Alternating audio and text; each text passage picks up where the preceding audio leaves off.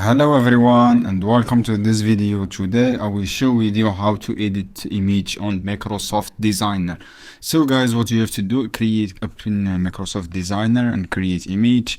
After that guys, this is image as you can see here. Just click on this image, and after that guys, you can choose any color. As you can see here, you find different color. You can edit this text. You can increase the size of the font.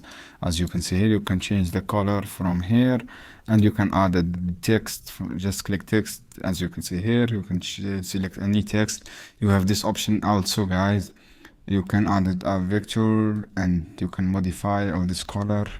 As you can see here guys, you can modify any text you want to color, and you can make this one. As you can see here guys, you can increase here, you can increase transparency guys. You have a lot of options. Just choose this one. This is how you can edit guys. I hope this video helpful for you. Then don't forget to subscribe and like and share this video for more content, and see you on another video soon guys.